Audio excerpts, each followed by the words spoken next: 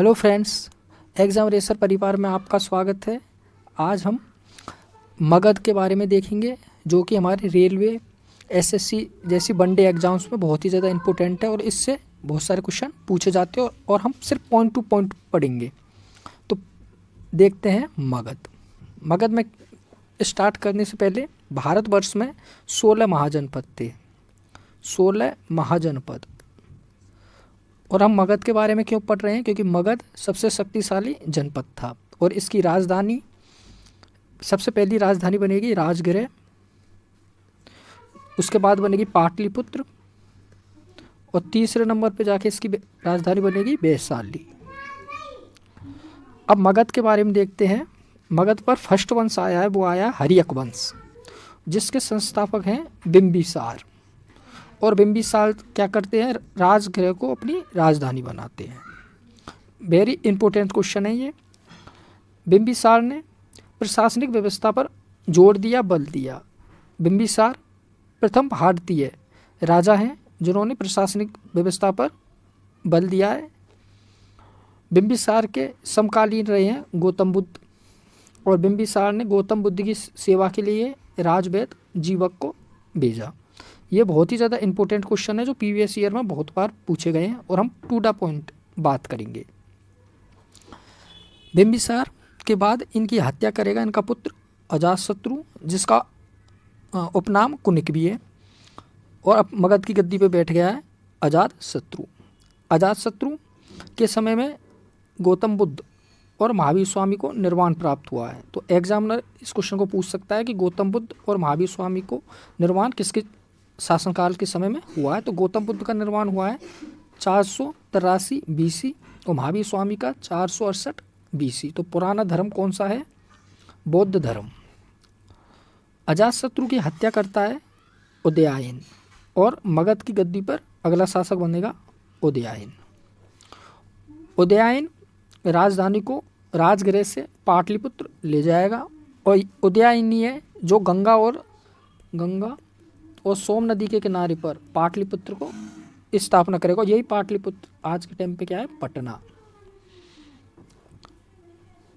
मगध में जो हर्यक वंश है, इसमें अंतिम शासक कौन रहा है? तो नागदशक।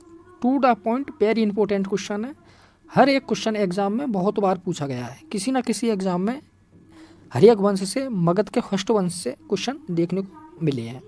अब आगे देखते हैं हम कि मगध पे इसके बाद कौन सा शासक आएगा, कौन सा वंश आएगा। दूसरा वंश आता है शिशुनाग, और शिशुनाग में इस संस्थापक हैं, स्थापना करेगा अमात्य शिशुनाग, और ये राजधानी को पाटलिपुत्र से वैशाली ले जाएगा। पाटलिपुत्र अभी अपन ने देखा था उदयायन ने बसाया था। हमने ये भी देखा था कि मगध की कौन कौन सी राजधानी रही हैं, राजगृह, पाटलिपुत्र और वैशाली। तो ये वैशाली थर्ड नंबर की राजधानी बनेगी, जो अमात्य शिशुनाग इसे बसा देगा। अमात्य शिशुनाग का उत्तराधिकारी पूछा जाए एग्जाम में तो वो है कालाशोक, और कालाशोक के समय में भी राजधानी क्या रहेगी? वैशाली, जो आगे चल के कालाशोक इसे फिर से पाटलिपुत्र में बदल देगा। शिशुनाग वंश का अंतिम शासक बहुत ही ज़्यादा इंपॉर्टेंट है, नंदीवर्धन। ये दूसरा राजवंश है जो मगध की भूमि पे आया है। तो रिपीट हुई है, चेंज किया है, कालाशोक ने राजधानी को पाटलिपुत्र किया है। ये भी बहुत ही ज़्यादा इम्पोर्टेंट है। थर्ड वंश मगध पर है नंदवंश। नंदवंश के संस्थापक हैं महापदानंद, और इस वंश का अंतिम शासक है, बहुत ही ज़्यादा important question, very important, Dhanananda. और इस धनानंद की हत्या करेगा चंद्रगुप्त मौर्य, और मौर्य साम्राज्य की मगध पे स्थापना करेगा, जिसमें चाणक्य भी इनकी मदद करेंगे। तो अब आगे देखते हैं मौर्य साम्राज्य। मगध पर मौर्य साम्राज्य का उदय, बहुत ही ज़्यादा इंपॉर्टेंट क्वेश्चन, जिसमें देखा जाता है संस्थापक हैं चंद्रगुप्त मौर्य। 25 वर्ष की उम्र में ये गद्दी पे बैठ गए हैं, और यूनानी शासक इन्हें बोलते थे सेंड्रोकोटस। सेंड्रोकोटस कहेंगे। सिकंदर के टाइम के जो यूनानी हैं वो इन्हें सेंड्रोकोटस कहते हैं। सेल्यूकेटर से भी इनका युद्ध होगा। तो चंद्रगुप्त मौर्य राजधानी बनाएंगे पाटलिपुत्र को। धनानंद की हत्या करके इन्होंने राज्य स्थापित किया है, और इसमें इनकी मदद कौन करेगा? चाणक्य। और करेगा कश्मीर का शासक प्रवर्तक। कश्मीर का शासक है प्रवर्तक।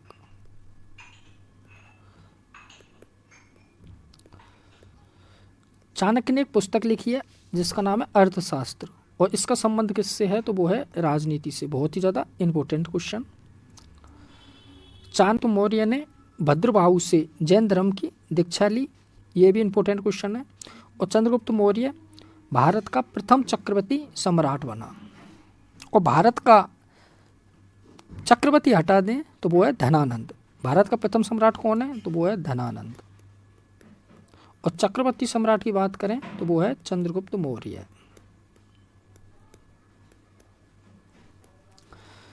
चंद्रगुप्त मौर्य की मृत्यु होती है कर्नाटक के श्रवणबेला में उपवास करते टाइम, और उपवास का नाम है संलेखना। संलेखना उपवास होता है जैन धर्म में, जिसमें खाना पीना छोड़ के रहा जाता है, उपवास किया जाता है। चंद्रगुप्त मौर्य का उत्तराधिकारी बनता है Bindusara. To the point, very important question for railway SSC exam. हम देखते हैं सिकंदर को, जो कि चंद्रगुप्त मौर्य के ही समकालीन है, और ये भी एग्जाम में बहुत ही ज़्यादा इम्पोर्टेंट है। तो सिकंदर के गुरु का नाम है अरस्तु। भारत विजय अभियान सिकंदर ने कब स्टार्ट किया तो 326 बीसी। और कौन सा युद्ध सर्वप्रथम किया तो वो है हाइडेस्पिस का युद्ध। इसे ही बोला जाता है झेलम का युद्ध। झेलम नदी के किनारे ये युद्ध हुआ है। सिकंदर का जल सेनापति नाम है निर्यांकस। घोड़े का नाम है प्रिय घोड़ा बहुकेपला। ये भी बहुत ही ज़्यादा इम्पोर्टेंट क्वेश्चन है। सिकंदर की सेना ने ब्यास नदी को पार करने से क्या मना कर दिया। उन्होंने नदी को पार नहीं किया, मतलब इनडायरेक्टली ये भारत में आए हैं, लेकिन मगध की भूमि पे नहीं आए हैं, उससे पहले चले गए, और चंद्रगुप्त मौर्य का इनसे कोई युद्ध नहीं हुआ है। सिकंदर का सेनापति का नाम है सेलुकस निकेटर। इस सेलुकस निकेटर का युद्ध होगा चंद्रगुप्त मौर्य से, और इस युद्ध का वर्णन करेगा एप्रियांस। सेलुकस निकेटर के दरबार में रहता था मेगास्थनीस, और मेगास्थनीस ने पुस्तक लिखी है इंडिका। और मेगास्थनीस को कहा जाता है भारतीय इतिहास का पिता। बहुत ज़्यादा इम्पोर्टेंट क्वेश्चन। आगे देखते हैं इसमें हम। बिंदुसार की बात चल रही थी। चंद्रगुप्त मौर्य का उत्तराधिकारी था, जिसे सिंहसेन भी कहा जाता है। और सिंहसेन के दरबार में डाइमेकस रहता था। ये डाइमेकस कौन है? मेगास्थनीस का उत्तराधिकारी।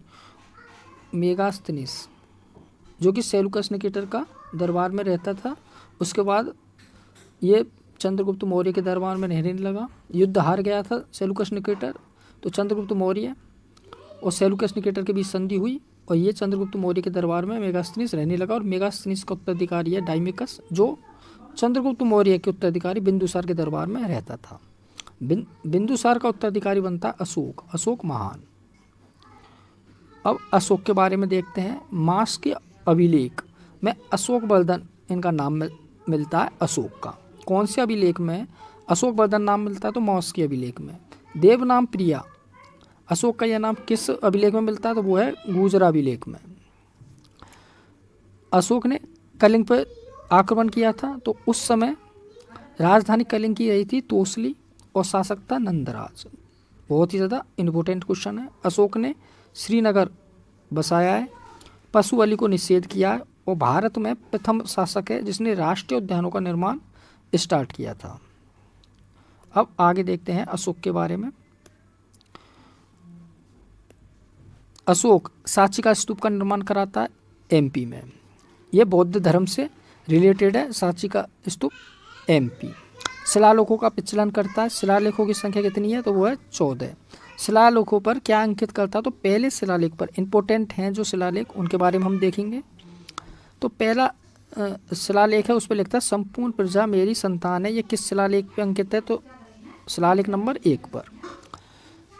पशु और मनुष्यों के लिए चिकित्सा व्यवस्था इन्होंने की है अशोक ने, तो वो शिलालेख नंबर 2 पे लिखा है। इससे पता चलता है कि पशु और मनुष्य उसकी चिकित्सा की व्यवस्था करने वाला शासक भी अशोक ही है।